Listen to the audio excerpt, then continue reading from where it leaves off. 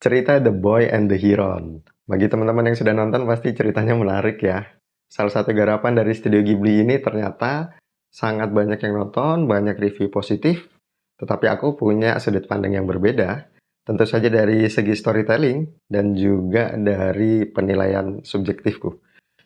Ini mungkin bisa berbeda dan ini bukan bermaksud untuk menjelek-jelekan Studio Ghibli. Hanya saja The Boy and the Heron bagiku tidak segreget film Ghibli yang lain. Tidak segreget The Howl and Moving Castle misalnya, tidak segreget Totoro, tidak segreget Spirit Away. Jadi terasa biasa aja. Biasa ajanya di mana? Nanti aku bahas ya. Sekarang kita bahas dulu bagian pertama, yaitu bagian penting yang menarik dari The Boy and the Heron. Apa sih yang menarik dari anime ini? Menariknya adalah 5 menit pertamanya itu luar biasa banget. Menceritakan tentang kebakaran rumah sakit yang digarap benar-benar sangat membekas lah. Ibaratnya seorang anak tahu ibunya meninggal dunia karena kebakaran rumah sakit dan itu membekas di hatinya itu sungguh sangat luar biasa. Kalau ada yang sudah menonton pasti merasa, kok bisa sih anime dibuat sebagus ini gitu loh. Tapi teman-teman itu hanya berlangsung 5 menit sampai 10 menit pertama. Setelahnya ya biasa aja. Kemudian yang kedua, yang perlu aku bahas adalah tentang peran dari tokohnya itu cukup membingungkan. Bukan karena Studio Ghibli itu tidak mengerti meracik tokoh mana saja yang harusnya dibangun. Hanya saja kita sulit membedakan apakah yang terjadi terhadap Mahito itu beneran di dunia nyata atau bukan, gitu loh. Berbeda dengan Totoro, karena kisahnya ini mirip dengan Totoro, yaitu orang-orang yang hilang. Dan ini seperti campuran dari beberapa unsur dari filmnya Studio Ghibli. Ada Totoro, Howell the Moving Castle-nya juga nanti ada kerasa banget. Sama yang terakhir itu Spirit Away-nya itu juga kerasa. Tapi bingung aja gitu, kenapa cerita ini ada, gitu kan. Karena kesimpulannya dari cerita Mahito ini atau The Boys and the Heron adalah tentang kepergian masa lalu. Seorang anak merasa dia harus menerima masa lalunya yang buruk, kemudian menerima masa depannya yang baru.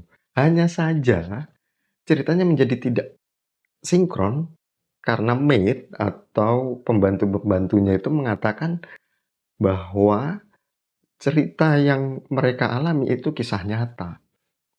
Adanya sosok-sosok misterius yang gaib itu ada dan di filmnya beneran ada gitu loh. Kalau Totoro itu kan yang hanya bisa melihat sosok-sosok gaib itu ya Totoro gitu loh. Dan di Spirit Away misalnya, yang benar-benar bisa merasakan adanya spirit itu ya anak perempuannya itu. Bapak ibunya tuh nggak sadar. Gitu loh. Tapi di sini tuh sadar, jadi seakan-akan ini tuh dunia magis. Seperti pintunya Narnia atau apa. Di situ tuh aku bingung gitu loh. Jadi ya sudah nikmatin aja filmnya seperti itu. Gitu ya. Kemudian yang ketiga, ceritanya yang agak membingungkan dunia nyata dan dunia imajinasi itu. Yang ketiga adalah tokohnya itu sebenarnya siapa antagonis yang jelas itu nggak ada gitu loh. Bagi teman-teman yang merasa kalau cerita petualangan itu membutuhkan bos besar, itu benar. Tetapi di cerita The Boys and the Heron itu bos besarnya nggak paham siapa sebenarnya. Apakah Raja Parkit, burung Parkit? Apakah burung yang pertama yang selalu gangguin Mahito, yang burung cangak itu? Atau burung pelikan? Nggak jelas semua. Kenapa? Karena perannya itu lebih banyak burung cangak, tetapi burung cangak itu malah menjadi teman perjalanan dan perjuangan dari Mahito untuk bisa mencapai tujuan akhir. Nah, sekarang di tujuan akhir itu ada kakek buyutnya Mahito. Wah, makin bingung lagi kan. Ini sebenarnya siapa antagonisnya gitu loh. Kakek buyutnya Mahito pengen membuat cicitnya ini meneruskan apa yang dia usahakan, membangun dunia yang ideal, yaitu di dalam imajinasinya, di dalam sebuah menara. Namun, sekali lagi, karena ini adalah seperti cerita metafora, Padahal kakek buyutnya ada. Nah, itu bingung. Jadi ini dunia apa sebenarnya? Dunia metafora yang seperti apa gitu loh, ya kan? Kalau gitu kakek buyutnya dong yang tokoh antagonis yang paling utama yang harus dikalahkan oleh Mahito. Enggak juga, gitu loh. Burung Parkit juga, kalaupun dia menjadi tokoh antagonis yang paling inti, perannya yang benar-benar merusak Mahito atau membuat Mahito harus bergerak maju, itu juga nggak ada. Malah si burung canga gitu loh yang membuat Mahito, "Oke, aku akan mencari, Natsuko, ibu tirinya itu, dan aku akan masuk ke dunia gaib itu." Loh kan aneh gitu loh.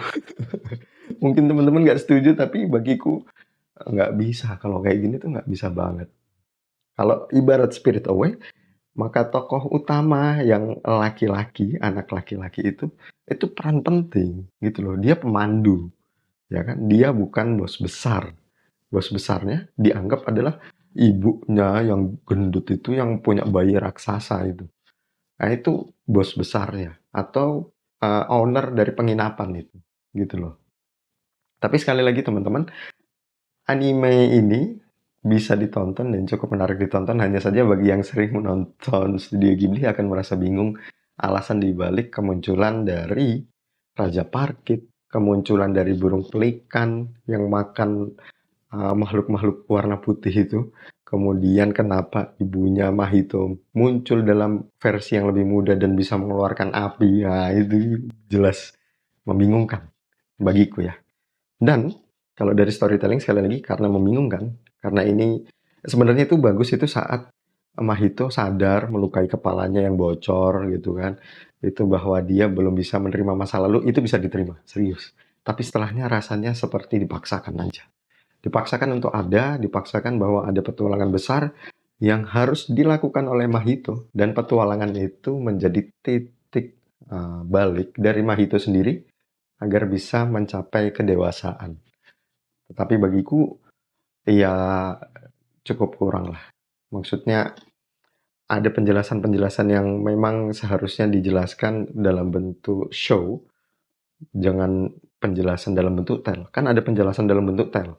Maksudnya itu ada penjelasan yang dikatakan oleh para asisten rumah tangga kepada bapaknya Mahito waktu Mahito hilang, Kiriko hilang, salah satu pembantunya itu, dan Natsuko juga hilang. Itu bagiku, wah ini sudah terlalu dipaksakan. Oh iya, bahwa menara itu dulu ada karena itu gaib, karena eh, ibunya yang bernama siapa Himi atau siapa itu hilang, yang masa kecilnya hilang di situ. Akhirnya memunculkan niat dan motivasi bapaknya Mahito untuk mencari mereka bertiga, gitu loh. Kan bapaknya Mahito juga terserang sihir itu, ya kan? Sihir yang mana dia mengambil samurai, samurai katana, katana, kemudian menebas bentuk-bentuk burung parkit yang manusia itu, kemudian burung parkitnya berubah jadi kecil dan menjadi burung parkit yang biasa. Itu kan kayak apaan sih? Gitu loh, cukup cukup enggak banget lah karena kalau di ceritanya Totoro mirip seperti itu kan, seorang bapak dan seorang anak, bapaknya tuh nggak ngerti gitu loh.